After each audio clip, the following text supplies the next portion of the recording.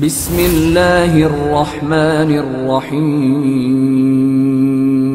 منتخب احادیث کلمہ طیبہ تعمیل اوامر میں کامیابی سے پڑھا جا رہا ہے۔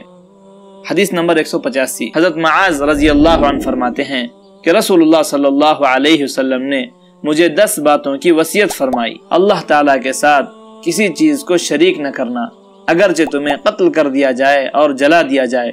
والدین کی نافرمانی نہ کرنا، اگرچہ وہ تمہیں اس بات کا حکم دیں کہ بیوی کو چھوڑ دو اور سارا مال خرچ کر دو۔ فرض نماز جان بوجھ کر نہ چھوڑنا، کیونکہ جو شخص فرض نماز جان بوجھ کر چھوڑ دیتا ہے وہ اللہ تعالیٰ کی ذمہ داری سے نکل جاتا ہے۔ شراب نہ پینا، کیونکہ یہ ہر برائی کی جڑ ہے۔ اللہ تعالیٰ کی نافرمانی نہ کرنا، کیونکہ نافرمانی کی وجہ سے اللہ تعالیٰ کی ناراضگی اترتی ہے۔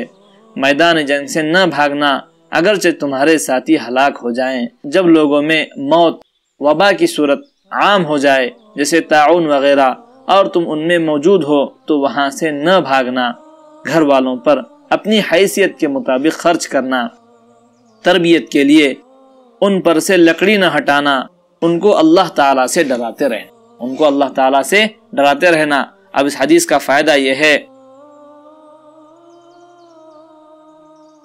کہ اس حدیث شریف میں والدین کی اطاعت کے بارے میں جو ارشاد فرمایا ہے وہ اطاعت کے اعلیٰ درجے کا بیان ہے۔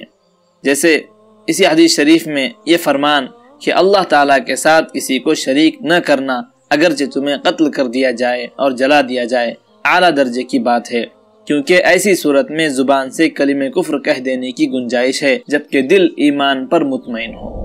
حدیث نمبر 186، یہ بخاری کی روایت ہے۔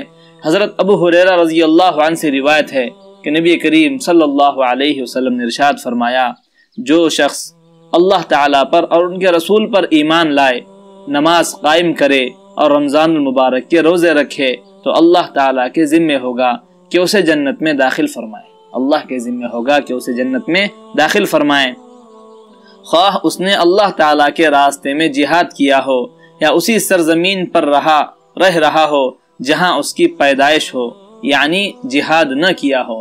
صحابہ رضی اللہ عنہم نے عرض کیا، یا رسول اللہ، کیا لوگوں کو یہ خوشخبری نہ سنا دیں؟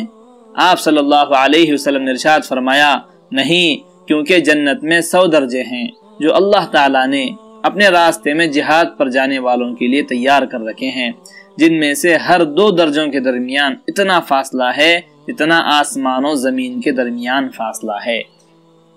جب تم اللہ تعالیٰ سے جنت مانگو تو جنت الفردوس مانگا کرو، کیونکہ وہ جنت کا سب سے بہترین اور سب سے اعلیٰ مقام ہے اور اس کے اوپر رحمان کا عرش ہے اور اسی سے جنت کی نہریں پھوٹتی ہیں۔ اللہ تعالیٰ ہم تمام لوگوں کو جنت کا مستحق بنائے۔